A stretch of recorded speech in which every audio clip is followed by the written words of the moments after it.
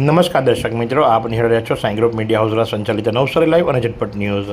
આવતીકાલે 14મી એપ્રિલ એટલે કે ડૉક્ટર બાબા સાહેબ ભીમરાવ આંબેડકરજીની જન્મજયંતિ અને આવતીકાલે 135મી જન્મજયંતિ નિમિત્તે પ્રતિવર્ષ નવસારીના સૂર્યનગર વિજલપોર શિવાજી ચોકથી નીકળતી આ રેલી નવસારીની અંદર આકર્ષણનું કેન્દ્ર બની રહે છે। ડૉક્ટર બાબા સાહેબ ભીમરાવ આંબેડકરજીની જન્મજયંતિ નિમિત્તે પ્રતિવર્ષ સમાજના લોકો ભેગા મળી એકત્ર થઈ અને ખૂબ જ ધામધૂમપૂર્વક આયોજન કરતા હોય છે કે વિશાળ રેલી યોજતા હોય છે, જે નિમિત્તે ભૂતકાળમાં ઘણી વખત છમકલાઓ પણ થયા છે અને આવતીકાલે એવા કોઈપણ પ્રકારની ઘટના ન ઘટે, જેને લઈ નવસારી જિલ્લા પોલીસ તંત્ર પણ સજ્જ બન્યું છે। કારણ કે ટૂંક સમયમાં જ ઇલેક્શન છે, સામે ઇલેક્શને કોઈપણ પ્રકારની અનિચ્છનીય ઘટના ન ઘટે એ બાબતને ધ્યાનમાં રાખી અને એ ફ્લેગ માર્ચનું આયોજન કરવામાં આવ્યું। આ ફ્લેગ માર્ચ રેલી જ્યાંથી શરૂ થાય છે અને જ્યાં પૂર્ણ થાય છે, એટલે કે સૂર્યનગર વિજલપોર પોલીસ ચોકીથી શરૂ થઈ અને લુન્સીકુઈ પર જ્યાં ડૉક્ટર બાબા સાહેબ ભીમરાવ આંબેડકરજીની પ્રતિમા છે ત્યાં સુધીના આખા રૂટ ઉપર પોલીસે ફ્લેગ માર્ચ કર્યો છે।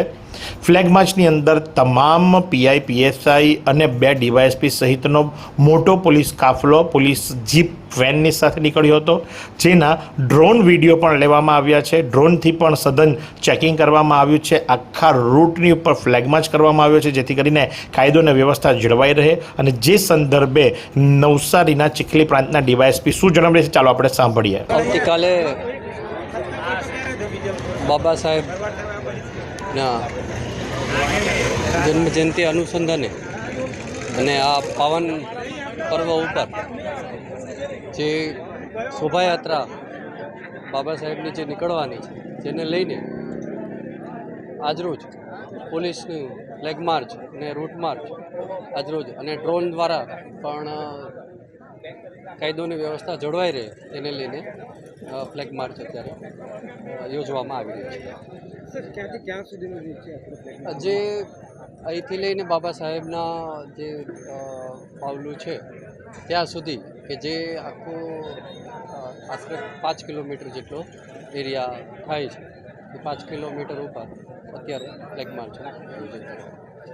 તો આ પ્રમાણે આવતીકાલે ડૉક્ટર બાબા સાહેબ આંબેડકરજીની જન્મતિથિ નિમિત્તે કોઈપણ પ્રકારની અનિચ્છનીય ઘટના ના ઘટે અને શાંતિપૂર્ણ માહોલની અંદર આ રેલીનું આયોજન કરી શકાય, એ સંદર્ભે લઈ અને નવસારી જિલ્લા પોલીસ દ્વારા સઘન ફૂટ પેટ્રોલિંગ કરવામાં આવ્યું। તો આ જ પ્રમાણે આવા અવનવા સમાચારો માટે આપ નિહાળતા રહો નવસારી લાઈવ અને ઝટપટ ન્યૂઝ।